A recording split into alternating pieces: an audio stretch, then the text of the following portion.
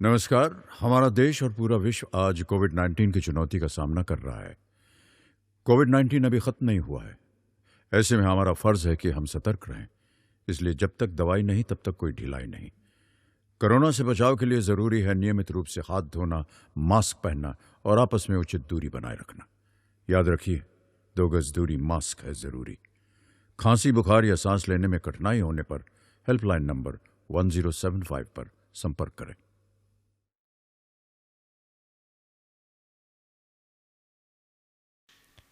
Good morning students, मैं रामबती साहू आज फिर आपकी क्लास में एक बार हूँ।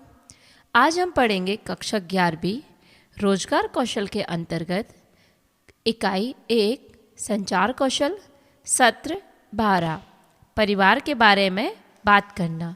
ठीक है, जैसे हम शब्द सुनते हैं कि परिवार के बारे में बात करना, मतलब कि कहीं ना कहीं आ रहा है कि हमें अपने परिवार के बारे में बताना है या पूछना है। ठीक है, थोड़ा सा हम देख लेते हैं कि अभी हमने पिछले सत्र में क्या कंप्लीट किया हुआ था। राइट, तो हमने पिछले सत्र में अभी पढ़ाई की हुई थी सत्र 9 में, जैसे कि अभिवादन और परिचय।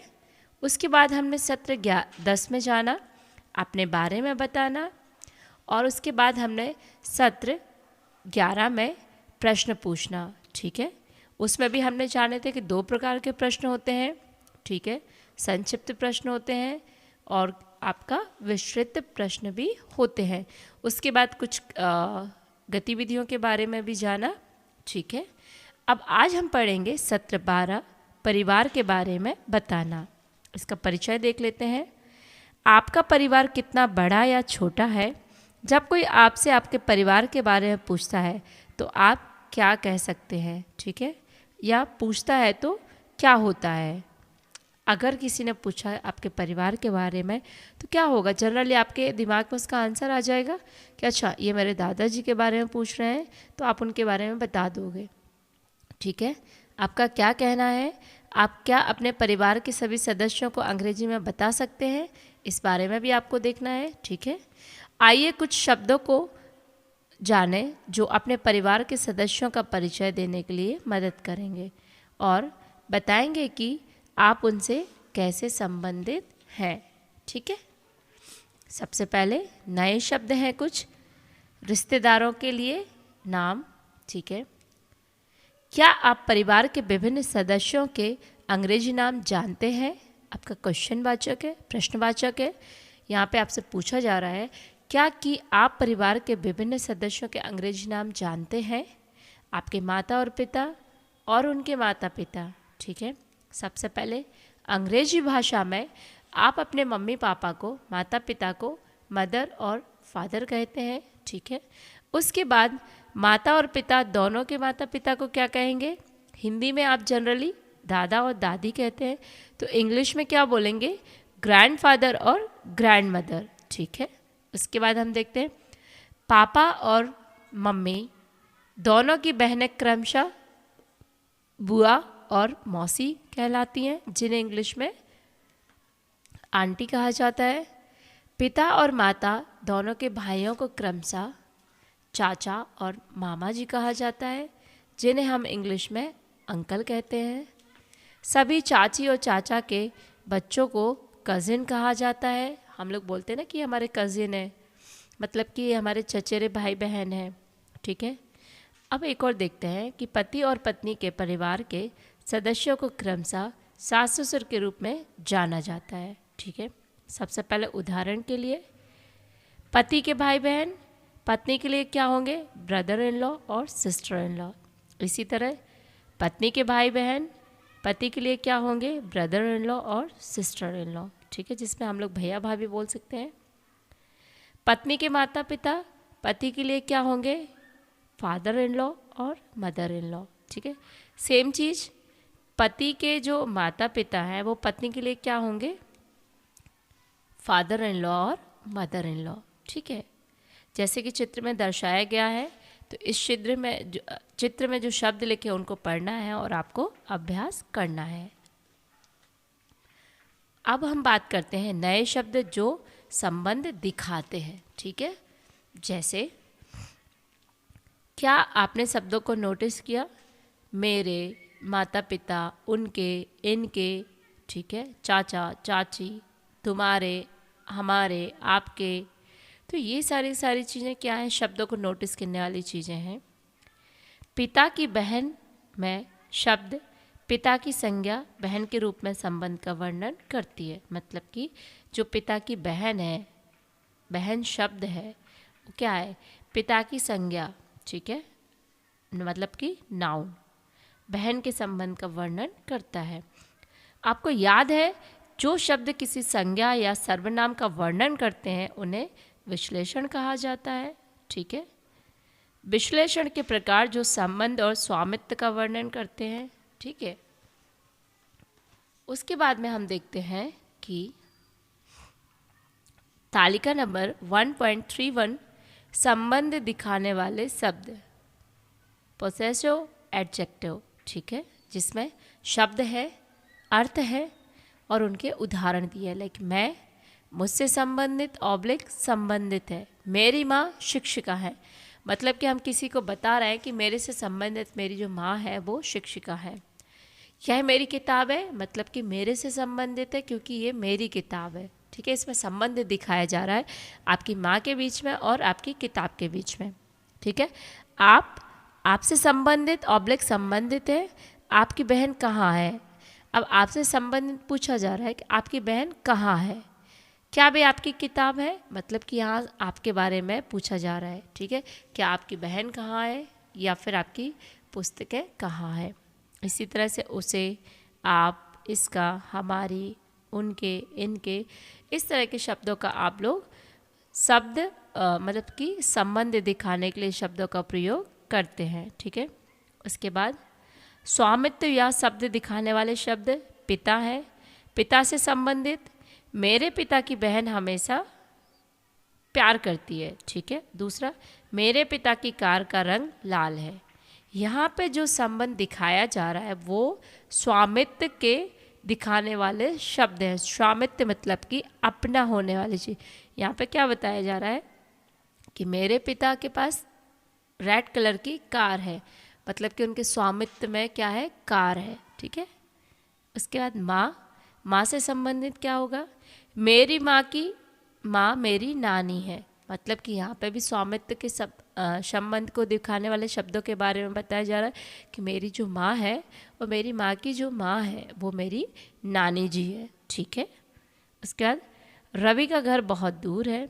इसमें मेरी माँ का काम कभी ख़त्म नहीं होता। यहाँ पे क्या बता दिया आपने कि माँ के स्वामित्व में जो काम है, काम नाम का जो शब्द है वो कभी समाप्त नहीं होता। जनरली हम लोग बोलते हैं कि मेरी माँ का काम कभी ख़त्म ही नहीं होता है, पूरा दिन काम करती हैं।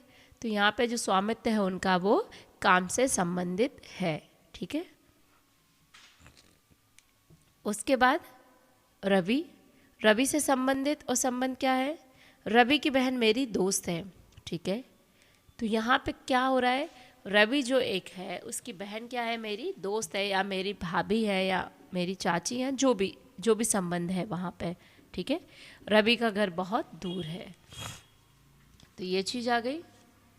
उसके बाद हम देखते हैं इसी में कि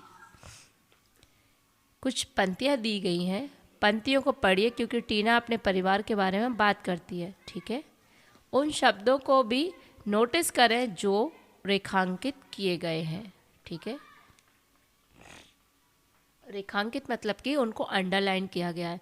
मेरा नाम टीना है, मतलब कि यहाँ पे बात हो रही मेरी। ठीक है, मेरी माँ शिक्षिका है, मतलब बात हो रही मेरी और मेरे से संबंधित व्यक्ति की, मतलब कि मेरी माँ जो है वो टीचर है। मेरे पिता एक होटल में काम करते हैं, मतलब कि यहाँ बात हो रही मेरी और संबंधित पिता की। ठीक है, मेरे भाई का नाम राज है, मेरी बहन का नाम अंजू है। यहाँ पे भी बात हो रही है, भाई बहन के रिश्ते की बात हो रही है। ठीक है, उसके बाद मेरे 3 चाचा 2 चाची हैं। ठीक है, मतलब कि मेरी 3 चाची और 2 चाचा हैं। ये भी मतलब मैं और मेरे बीच के जो संबंध हैं उनके बारे में बताया जा रहा है। राइट, उसके बाद में हम लोग प्रायोगिक अभ्यास, सेम है, हम लोग बार बार देख रहे हैं कि प्रायोगिक अभ्यास हमें क्या क्या दिए गए हैं, उनके बारे में आपको पढ़ना है। राइट, सबसे पहले गतिविधि 1 देखते हैं। जोड़े में कार्य करना है, मतलब कि आपको स्टूडेंट्स के पेयर बनाने हैं, राइट। परिवार के बारे में बात करनी है। आपने 2-2 स्टूडेंट के पेयर बना दिए, ठीक है। 5 पेयर बनाए जिसमें 10 स्टूडेंट्स आ गए। सामग्री की कोई ज़रूरत नहीं है क्योंकि आप यहाँ पे परिवार के बारे में बात करने की कही जा रही है, ठीक है। छात्रों को जोड़े बनाए। आपने सबसे पहले स्टूडेंट्स के पेयर बना लिए।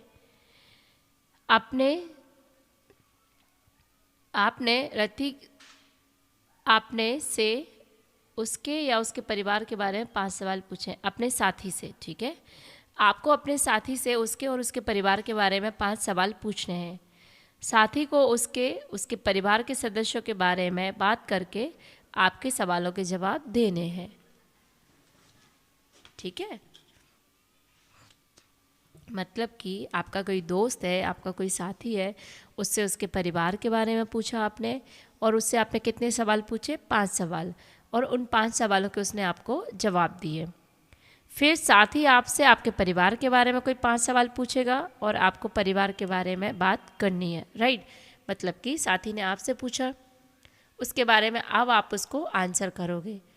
पहले आपने पूछा, उसने आंसर किया, अब आपके साथी ने आपसे पूछे कि जैसे आप कहाँ रहते हो, आपके परिवार में कौन कौन है, आपकी बुआ का नाम क्या है, आपकी माँ क्या करती हैं, आपकी पुस्तकें कहाँ रखी जाती हैं, राइट। तो इस तरह के क्वेश्चंस हो गए।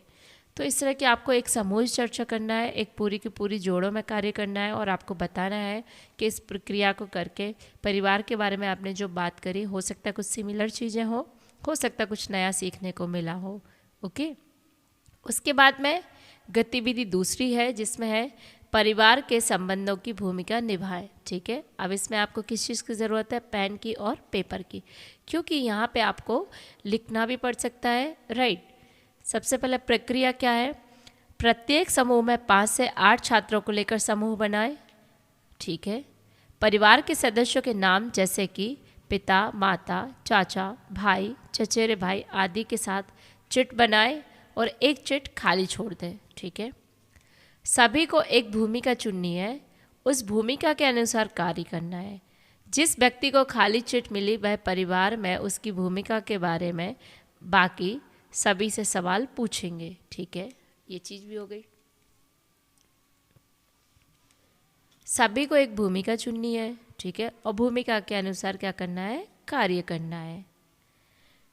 हर कोई एक दूसरे से अपने संबंधों के बारे में बात करेंगे। उदाहरण के लिए, मैं आपका पिता हूँ, ये तुम्हारे चाचा है। मैं आपकी बहन हूँ, ये तुम्हारे भाई हैं। ये तुम्हारे मामा जी हैं, ये तुम्हारे फूफा जी हैं, ये तुम्हारी मौसी हैं, ठीक है। इस तरह के संबंधों के बारे में आपको बात करना है, ठीक है। फिर खाली चिट वाले व्यक्ति को कक्षा में परिवार का परिचय दिया जाएगा। मतलब कि यहाँ पे जो गतिविधि हो रही हैं वो इस तरह की गतिविधियाँ हो रही हैं कि आपको आपके परिवार के बारे में बात करनी है, ठीक है। आपको आपके परिवार के बारे में बताना है, ओके। उसके बाद आपको क्या पूछा जा रहा है, किसके बारे में बताया जा रहा है, इस चीज़ का भी आपको विशेष रूप से ध्यान देना है, ठीक है। जनरली होता है कि कोई कहता है ये मेरे चाचा जी है, तो मतलब कि वो संबंधित क्या संबंध दर्शा रहा है? चाचा जी मतलब कि वो क्या है, उनके भाई की बेटा है, बेटी है, ठीक है। तो इस तरह की आपको पूरी की पूरी एक समूह चर्चा करनी है अपने परिवार के साथ में और अपने स्कूल के साथ में, ठीक है। उसके बाद हम देखते हैं कुछ बहुविकल्पीय प्रश्न दिए गए हैं, ठीक है। उनको भी आपको सावधानीपूर्वक पढ़ना है और सही विकल्प चुनना है। आपकी माँ या पिता की बहन आपकी क्या होंगी, ठीक है। यहाँ पे बात आ रहा है कि आपकी माँ और पिता की बहन क्या होगी। तो जनरली आपको पता है कि आपकी जो माँ है, उनकी जो बहन है वो आपकी मासी कहलाएंगी, ठीक है। और पापा की जो बहन है वो क्या कहलाएंगी? बुआ, ठीक है। तो इसमें आंसर हो जाएगा आपका बुआ / मौसी, ठीक है। आपके चाचा के बच्चे आपके खालिस्तान हैं, ठीक है, क्या होंगे? अब हमने जनरली अभी प्रीवियस पढ़ा हुआ था कि आपके चाचा के जो बच्चे होंगे, भाई बहन होंगे, वो क्या होंगे? आपके चचेरे भाई बहन होंगे। या जनरली आप उसको क्या कर सकते हो? भाई बहन बोल सकते हो, ठीक है, क्योंकि वो आपके चचेरे भाई बहन है, जिसको इंग्लिश में हम लोग कज़िन कहते हैं, ठीक है। उसके बाद एक ससुर मेरा खालिस्तान है, ठीक है। एक ससुर मेरा क्या है? मेरी माँ के पिता, चचेरे भाई के पिता, ठीक है, चाचा के पिता, पति या पत्नी के पिता। मतलब कि एक ससुर कौन हो सकते हैं? या तो पत्नी या पिता, पति या पत्नी के पिता, ठीक है। क्योंकि अगर पत्नी के पिता होंगे तो वो पति के ससुर होंगे, और पति के पिता होंगे तो वो पत्नी के ससुर होंगे, ठीक है। उसके बाद एक और एक्सरसाइज दी है कि आपके पिता या माता का भाई आपका क्या होंगे? आपके पिता या माता का भाई आपका क्या होंगे, ठीक है। तो जनरल इसमें ऑप्शंस दिए हुए, चचेरे भाई, चाचा ऑब्लिक मामा, माता पिता भाई। तो हम सभी जानते हैं कि जब हम अपनी माता के भाई की बात आती है तो वो मामा जी कहलाते हैं, ठीक है। और जो पिताजी के भाई की बात आती है तो वो चाचा कहलाते हैं। तो इसमें आपका जो उत्तर है वो चाचा और मामा हो जाएगा, ठीक है। उसके बाद हम लोग देख लेते हैं कि इसमें इस सत्र में आपको क्या क्या अभ्यास करने हैं और आपने क्या क्या सीखा, ठीक है। तो सबसे पहले विषय संबंधी प्रश्न है आपका, अपने परिवार का वर्णन 5 से 6 वाक्यों में करें, ठीक है। आपको कम से कम 5 से 6 वाक्यों में वर्णन करना है, ठीक है। उसके बाद दूसरा आपका आंसर है कि इस सत्र के पूरा होने के बाद आप यह कहने में सक्षम होंगे कौन कौन सी चीज़ें हैं जिसको आप कह सकते हो कि हाँ, मैंने इन चीज़ों के बारे में सीखा, मैं इन चीज़ों के बारे में जानती हूँ, ठीक है।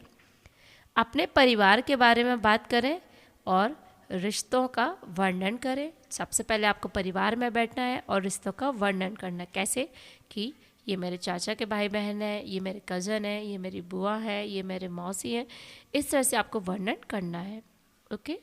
उसके बाद उन चीज़ों के बारे में बात करने के लिए प्रभावशाली विश्लेषणों का उपयोग करें जो आपके अन्य हैं, ठीक है। तो ये भी आपको एक पूरा का पूरा अभ्यास करना है, ठीक है। तो जैसे कि आज हमने सत्र 12 पढ़ा, परिवार के बारे में बात करना, ठीक है। साथ ही साथ हम अगले सत्र की बात करें तो अगले सत्र में हम पढ़ेंगे आदित्य और दिनचर्या का वर्णन, ठीक है। लेकिन उससे पहले हम जान लेते हैं कि अभी तक हमारी जो परीक्षा में जो प्रश्न आते रहे हैं वो किस प्रकार के प्रश्न पूछे जा सकते हैं, ठीक है। तो थोड़ा सा उसके बारे में जान लेते हैं कि या तो पूछे जा सकते हैं क्योंकि कुछ प्रश्न हैं जो कि आपकी पिछली कक्षाओं में आए हुए हैं, प्रश्न पूछे गए हैं, ठीक है। तो आज हम एक थोड़ा सा रिवीजन कर लेते हैं एक प्रश्न का, जो कि आपको विशेष रूप से ध्यान देना है क्योंकि इस टाइप का प्रश्न आपकी परीक्षा में पूछा जा सकता है। जैसे कि आपने पढ़ा था संचार में सबसे शुरुआती सत्र 2 में कि मौखिक संचार क्या है और मौखिक संचार के प्रकार कौन कौन से हैं, ठीक है।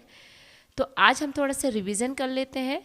एक क्वेश्चन है हमारा कि मौखिक संचार क्या है। मौखिक संचार शब्दों का उपयोग करके जानकारी साझा करना है। यह वही तरीका है जो ज़्यादातर लोग संचार की एक विधि के रूप में उपयोग करते हैं। जैसे कि हम अगले सत्र में गैर मौखिक संचार और दृश्य संचार के बारे में जानेंगे, ठीक है। लेकिन अभी हम मौखिक संचार की बात करते हैं। मौखिक संचार महत्वपूर्ण है क्योंकि यदि आप सही शब्दों का उपयोग नहीं करते हैं तो आप भ्रम पैदा करेंगे और आप जो चाहते हैं वह संवाद नहीं कर पाएंगे, ठीक है। तो ये आपका हो जाता है मौखिक संचार, मतलब कि जो आप बोल कर रहे हैं, आमने सामने कर रहे हैं या फ़ोन पे कर रहे हैं, ये हो गया आपका मौखिक संचार, ठीक है।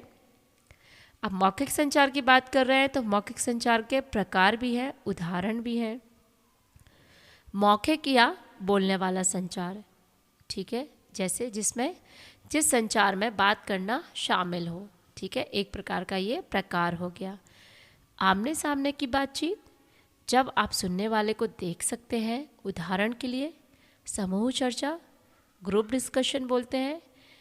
घर पर परिवार के सदस्य के साथ में बात करना, बोलने के माध्यम से लोगों से बातचीत आदि, ठीक है।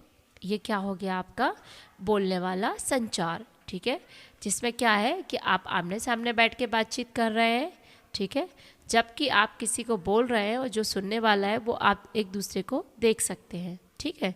उसके बाद में फ़ोन पर बात करना, यह व्यक्तिगत और आधिकारिक संचार के लिए है, ठीक है। फ़ोन पर बातचीत एक अभिवादन के साथ शुरू होना चाहिए। एक दूसरे से बातचीत करना और सुनना और बातचीत धन्यवाद या बाय के साथ में समाप्त होनी चाहिए। मतलब कि अगर आपने किसी को फ़ोन किया है और अगर आप किसी से फ़ोन कर रहे हो, राइट, सबसे पहले आपने क्या किया, हेलो, नमस्ते, ठीक है। फिर आपको सामने वाले ने रिप्लाई किया, नमस्ते, आप कैसे हैं? आपने बोला कि नमस्ते, मैं ठीक हूँ, धन्यवाद, आप कैसे हैं? मतलब कि जब आपको संचार शुरू करना है तो कोशिश करनी है कि जो आपके अभिवादन है उनका विशेष रूप से ध्यान रखना है कि लाइक नमस्ते, good morning, good afternoon, good evening, जो भी अभिवादन करने के तरीके हैं उनको आपको विशेष रूप से अपनाना है, ओके। उसके बाद में जब आपकी बातचीत हो जाती है, जिस विषय में आपको उनसे बातचीत करनी है वो विषय कंप्लीट हो जाता है, तो उसके लिए बात क्या करना है, धन्यवाद या बाय, या हम लोग जनरली बोलते हैं ठीक है फिर मिलिएगा। तो इस तरह के वाक्यों का आपको उपयोग करना है, ओके। कक्षा, शिक्षण, व्यावसायिक चर्चा और सार्वजनिक भाषण मौखिक संचार के अन्य उदाहरण हैं, जहां एक व्यक्ति एक साथ कई लोगों से बात करता है, ठीक है। मतलब कि कक्षा, शिक्षण मतलब कि आपका पढ़ाई से संबंधित कोई भी चीज़ की बात हो, आपकी क्लास की बात हो, ठीक है, आपका वोकेशनल पे कोई चर्चा हो। सार्वजनिक भाषण जिसको हम पब्लिक स्पीकिंग बोलते हैं, पब्लिक प्लेस पर बोलना, ठीक है, मौखिक संचार के ये अन्य उदाहरण है, ठीक है। उसके बाद लिखित संचार, संचार जिसमें लिखित या टाइप किए गए शब्द शामिल हैं, ठीक है, मतलब कि इसमें लिखे गए शब्द जो हैं वो शामिल किए गए हैं। एसएमएस मतलब कि शॉर्ट मैसेज सर्विसेज, मतलब कि लघु संदेश सेवा, इन्हें किसी व्यक्ति या समूह को फ़ोन के माध्यम से भेजा जाता है, जैसे पेपर पर लिखना, पत्र, नोट्स आदि, ठीक है। मतलब कि आपने पेपर पर कुछ लिखा है, आपने कोई पत्र लिखा, कोई नोट्स लिखा और आपने किसी के लिए वो भेज दिया, तो इसका माध्यम जो है वो क्या हो गया, लिखित संचार।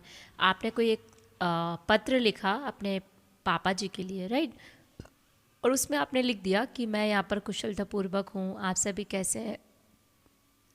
कैसे हैं, ठीक है, और मेरी पढ़ाई बहुत अच्छी चल रही है। इस तरह से आपने एक पूरा का पूरा पत्र लिखा अपने पिताजी के लिए, ओके।